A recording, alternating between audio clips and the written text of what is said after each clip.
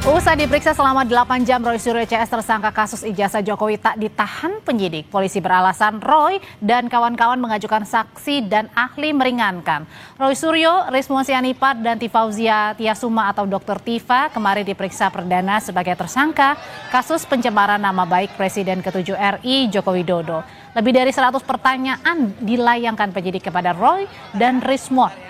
Penyidik Polda Metro Jaya memutuskan tidak menahan 3 tersangka karena mengajukan saksi dan ahli meringankan.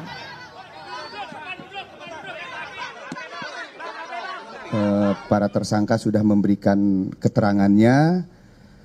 Setelah ini kepada ketiga tersangka kami perbolehkan untuk kembali ke rumahnya masing-masing. Kenapa demikian? Karena ketiga tersangka mengajukan ahli dan saksi yang meringankan.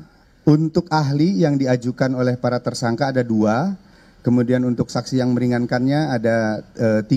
Dan kami akan segera melakukan permintaan keterangan terhadap para saksi dan ahli yang dimohonkan oleh para tersangka tersebut.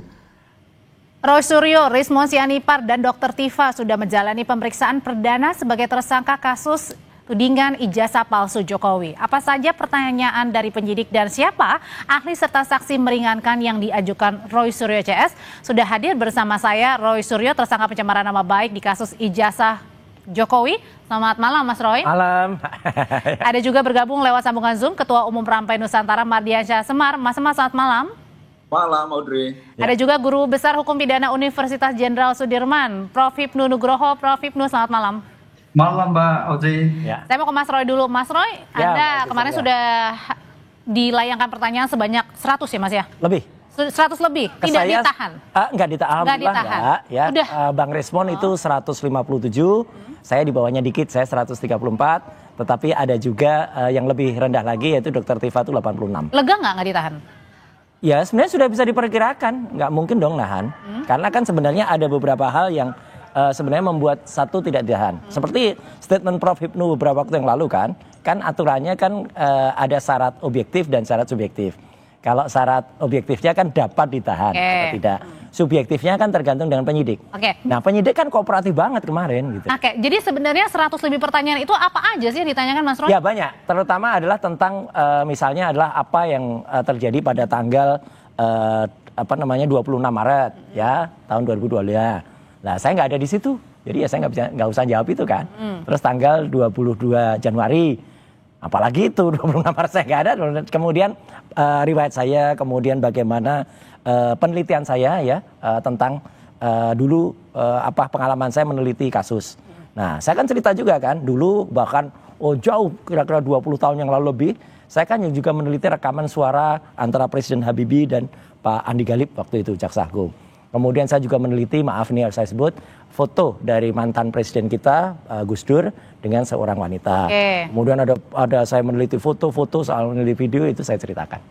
Nah terus pada saat kemarin ditanyakan juga nggak kepada penyidik kenapa Anda melakukan tuduhan ijazah Pak Jokowi ini betul. palsu? Jadi itu saya letakkan pada awal ya gitu. Ketika kemudian saya dituduh dengan pasal 28. 32 dan 35. Sedangkan ini yang penting nih Pak Audrey juga supaya semua pemirsa Kompas TV juga tahu ya, gitu kan saya nggak punya akun X, ya saya nggak punya juga YouTube. Ya kalau begini kan saya juga diundang ya gitu. Kemudian kalau di YouTube saya juga sebagai narasumber, gitu. Di akun itu kan saya juga di quote statement saya ketika saya di mana. Jadi bukan saya memposting. Bukan saya yang kemudian membuat dapat diaksesnya. Kalau kalimat di ITE kan itu gitu. Klarifikasi yang Mas Roy sampaikan. Iya. Dan artinya pasal-pasal itu tidak tepat kalau saya kemudian mengedit, mengubah ya. Yang namanya penelitian itu kami itu menggunakan software, yang software itu verified, software itu yang kemudian digunakan untuk menganalisis satu gambar. Nah, kalaupun ada gambar itu kemudian dilakukan hasil, ya ini kan tidak mengubah. Karena apa? Kayak kita kemudian memasukkan sebuah gambar dan itu muncul analisisnya. Kayak dulu saya pernah menampilkan di acara yang lain di Kompas juga. Kemudian gambar itu saya masukkan, ijazah itu saya masukkan ke program namanya Luminance Gradients. itu kemudian nampak kalau itu capnya ada di bawah Pak Soto, dan itu bukan hanya dengan kasat mata, tapi itu hasil dari software, ya itu saya ceritakan. Artinya adalah Anda punya tudingan-tudingan yang kemudian membela bahwa Anda ini tidak bersalah pada saat kemarin ya? Ya, bukan membela, faktanya begitu. Faktanya begitu. Oke, Mas Semar, Anda kecewa nggak sebagai pendukungnya Pak Jokowi bahwa tersangka Roy Suryo CS ini tidak ditahan? Sangat tidak kecewa karena sejak awal kami itu sangat menghargai proses yang berlangsung ya dalam proses hukum ketika Pak Jokowi dulu akhirnya melaporkan secara langsung ke Polda Metro Jaya.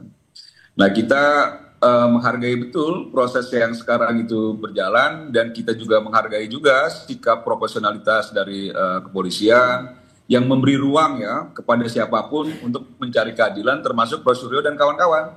Jadi ketika diajukannya ada saksi, ahli untuk meringankan, diberi ruang itu. Bahwa statusnya tetap tersangka kan tidak berubah, kan begitu ya. Jadi nggak kecewa sama sekali, Mas? Tidak kecewa karena kami, terutama Rampai Nusantara, tidak pernah menekan-nekan, Mbak. Tidak pernah menekan, tanya Roy Suryo. Tidak pernah mendesak-desak. Kami ikuti prosesnya. Jadi kalaupun beberapa bulan lalu sudah diumumkan, sudah masuk proses penyidikan, kami tidak pernah menekan juga untuk dinaikkan sebagai tersangka, karena saya meyakini pada titik tertentu itu akan datang juga proses itu, dan itu akan datang. Dan itu datang. Tapi Mas Semar, ya. tapi Anda nggak takut dengan kawan-kawan bahwa Mas Roy ini tidak ditahan dan kemudian nanti besok-besok atau sekarang pun ini tetap menuding ijazah Pak Jokowi? Apa yang mau ditakutkan kan gitu loh, karena memang prosesnya ini kalau menurut saya kan proses hukum sudah lebih dari 70% berjalan. Sekarang diberi ruang, kemarin sudah diberi pertanyaan-pertanyaan yang menurut informasi dari Roy Suryo dan kawan-kawan kan juga polisi juga bekerja sama dengan baik dalam proses pemeriksaan. Karena ini kan yang kita lihat bahwa kasus tudingan ijazah palsu ini kan menarik perhatian publik nih Audrey. Sehingga memang semua mata publik menyorot prosesnya. Dan ini menurut saya justru bagus juga ketika polisi memberi ruang Roy Suryo dan kawan-kawan untuk mencari keadilan ya. Tapi pada titik tertentu, nanti misalnya ya setelah ahli, saksi diperiksa, terus lanjutannya diperiksa yang kedua kali Roy Suryo dengan kawan-kawan, dan tiba-tiba memang diputuskan untuk dilakukan penahanan. Nah, ini jangan dibangun narasi-narasi yang menurut saya itu juga akhirnya merugikan Roy Suryo dan kawan-kawan, utamanya merugikan masyarakat kita sendiri. Kan gitu loh. Nah, masuklah proses peradilan, diperkuat bukti-bukti dan lain sebagainya. Nah, ini yang menurut saya perlu dipegang sehingga ada konsistensi ya terhadap sikap-sikap teman-teman. Bahwa dulunya ingin ini diperkarakan langsung oleh Pak Jokowi kan sudah diperkarakan dan sekarang sudah masuk sebagai tersangka. Dan masih episodenya masih panjang kayaknya Mas Semar ya, masih panjang ya. Masih panjang, dan saya meyakini on the track lah, ini sudah tetap on the track, dan lihat muka saya sangat ceria Mbak, saya akan saya Roy Suryo saya. Tapi lebih ceria kemarin. Prof, saya mau ke Prof Ibnu. Prof Ibnu, di Sabtu lalu saya ingat betul pada saat wawancara Prof Ibnu bersama Mas Roy juga belum diperiksa itu waktu itu ada kata dapat ya, artinya bisa memilih. Sikap saya sama nggak? Sama kan? Sama dari subjektivitas penyidik bisa memilih, artinya akan ditahan, akan menahan atau tidak. Nah, pilihannya tidak ditahan karena berdasarkan ada ahli dan saksi meringankan. Apakah ini sesuatu hal yang wajar alasannya, Prof? Ya, karena dalam ilmu hukum namanya suatu penahanan sebagai bentuk upaya paksa itu sifatnya fakultatif, boleh kan, itu boleh, tidak imperatif, tidak wajib kan itu. Oleh karena itu konsep sebagai upaya paksa itu sebetulnya kalau kita lihat itu adalah sebagai bentuk apakah seseorang tersangka itu menghambat dalam suatu proses peradilan. Jadi kalau memang seseorang tersangka apapun kasusnya itu mempercepat peradilan, karena peradilan kita asas cepat. Misalkan Mas Roy dipanggil tidak pernah datang, atau datang terlambat, atau datang kemudian ada kegiatan lain, atau pura-pura sakit. Lah, itu mau tidak mau itu melambat suatu proses peradilan. Lah, di sini urgensi upaya paksa itu adalah dalam rangka percepatan penyelesaian suatu kasus.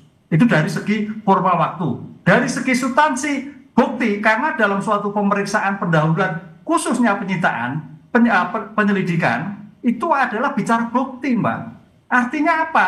Ketika bukti-bukti sudah cukup, apa yang dikhawatirkan kalau buktinya hilang?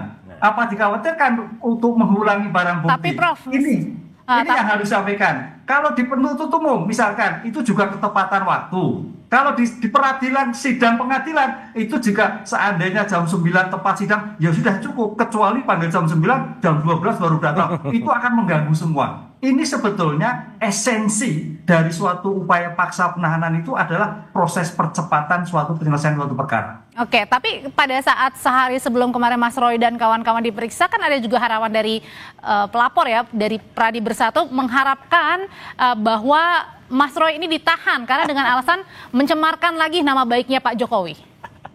Ya, itu betul pandangan itu. Tapi kembali lagi, bagaimana pendapat subjektif hakim?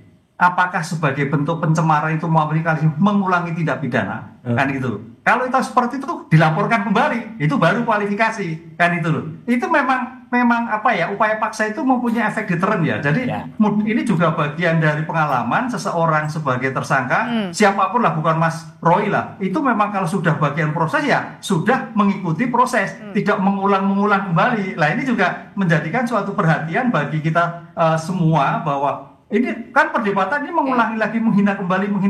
Konteksnya ini menghina sebagai kesengajaan atau sebagai bagian dari ungkapan. Lah itu juga bagian dari suatu penyelesaian terus. Kalau itu sebagai ungkapan sengaja, lah itu masuk mengulangi kembali. Oke, Mas Roy, kalau gitu pertanyaan selanjutnya adalah ketika Anda tidak ditahan, pertanyaannya apakah Anda masih menuding bahwa penetapan Anda sebagai tersangka masih kriminalisasi? Usai jeda ya, tetap. Oke.